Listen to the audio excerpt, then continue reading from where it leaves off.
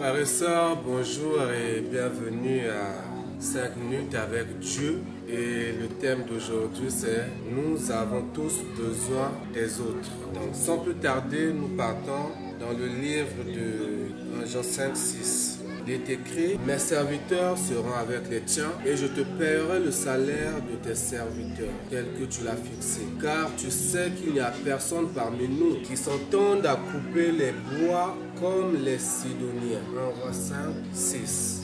Donc je vous invite à nous replonger ensemble dans le contexte de cette histoire.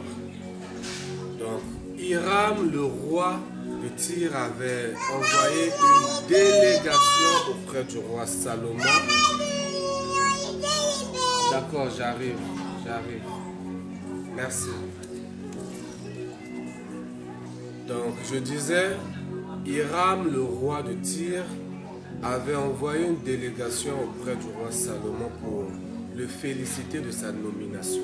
Et Salomon profita de l'occasion pour lui présenter sa vision de rebâtir la maison de l'Éternel. Pour dire que Salomon pouvait rebâtir le temple, mais pour le faire plus rapidement, il avait besoin de l'aide des Sidoniens, parce que c'était des experts en la matière. Ce qui mit de la joie dans le cœur du roi Hiram, qui accueillit ce partenariat avec plein de joie. Donc j'aimerais, frères et sœurs, tirer de cette histoire quelques réflexions. La première est: Dieu peut créer des connexions pour permettre à ta vision de voir le jour à travers d'autres personnes. C'est vrai que la vision aboutit à l'action souvent par la main du visionnaire, mais pas tout le temps.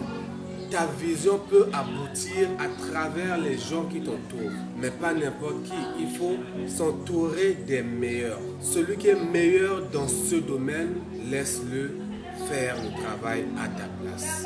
Ce n'est pas une faiblesse. Donc frères et sœurs, soyons attentifs, parce que le Seigneur va nous faire croiser le chemin des gens qu'il a prévus pour nous aider à surmonter quelques faiblesses, pour nous aider à parvenir quelque part.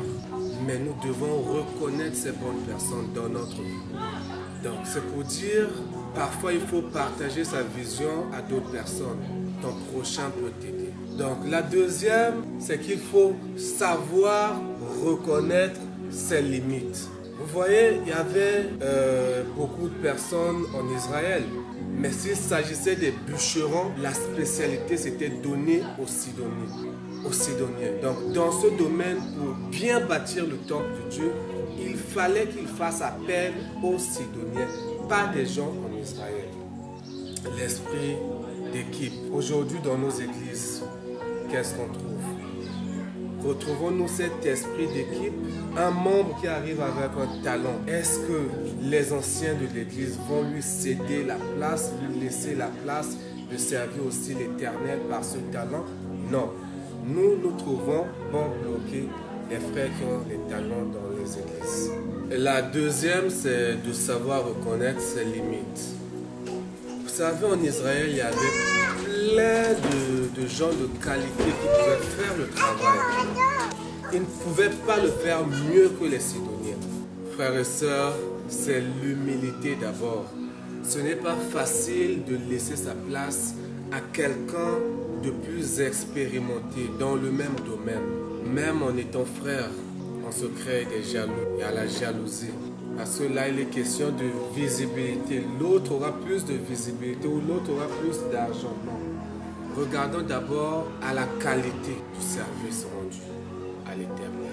Il est question d'onction. Il y a ces gens qui sont nés pour faire une certaine tâche. Ils ont reçu l'onction de Dieu pour le faire. Il faut céder la place à ces gens-là, frères et sœurs. On a tous besoin des autres. On ne dit pas qu'on ne sert à rien, mais certainement nous aussi dans un domaine donné, nous sommes meilleurs. Et l'Éternel nous attend dans ce domaine-là. C'est le chemin de l'humilité qui est indispensable, frères et sœurs, à la croissance. Il faut se rabaisser. Frères et sœurs, ne nous accaparons pas de tout. L'Église est le corps du Christ. Et le corps du Christ qui est l'Église se comporte comme un corps humain. Chacun de nous a un rôle à jouer dedans, dans l'Église. Le pasteur, il est là pour prêcher parce qu'il a reçu l'onction de parler aux gens, de convertir les âmes. Il peut être la tête, mais dans un corps, il n'y a pas que la tête, il y a les mains. Les chantres sont là pour chanter. Le pasteur ne va pas dire qu'il va, à moins qu'il ait aussi l'onction du chant, sinon l'adoration est laissée à ceux qui ont l'onction. Pour dire, le pasteur est la tête, la main, les chantres peut-être. Et les caméramens dans l'église, le ministère média, c'est peut-être les pieds. Et ils ont aussi un rôle à jouer. Tu ne vas pas te dire parce qu'on a acheté une belle caméra, non, je vais prendre mon enfant, je vais le mettre à la caméra pour qu'il soit vu de tout le monde. Non, prenons quelqu'un de compétent pour la gloire de Dieu. Frères et sœurs, l'église est le corps de Christ. Et rappelons-nous, le corps de Christ se comporte comme un corps humain, où chaque membre représente chacun de nous, un frère ou une sœur dans l'église. Amen. Mais bien aimés, nous vivons dans un temps où l'église a un besoin de retrouver les bonnes valeurs passées des premiers chrétiens. Tout comme Paul, qui malgré qu'il était le leader d'une église, Paul n'était pas à la charge de l'église. Paul faisait ses tentes. Aujourd'hui, ce n'est pas l'argent de l'église, c'est l'argent du pasteur. C'est pour dire qu'il y a encore aujourd'hui une pauvreté suprême dans la francophonie, dans le ministère de Dieu. Donc, bâtissons ensemble le ministère de Dieu. Chacun a sa spécialité. Chacun est appelé pour un but dans la maison de Dieu. Et on a tous besoin des autres pour percer, pour avancer dans la maison de Dieu. L'évangélisation, par exemple, c'est l'affaire de tout le monde, mais d'autres ont l'art de parler, d'autres ont plus l'art d'approcher, d'aborder des gens. Et je pense qu'ils doivent être devant, même si c'est l'affaire de tout le monde. Voilà un peu ce que l'Éternel a mis dans mon cœur aujourd'hui. Frères et sœurs, soyons plus zélés et soyons plus... Encourageons-nous entre nous et laissons la place à celui qui est plus talentueux, à celui qui a reçu plus d'onction que nous par rapport à un domaine. Pas pour sa gloire, mais pour la gloire de Dieu. Que Dieu vous bénisse.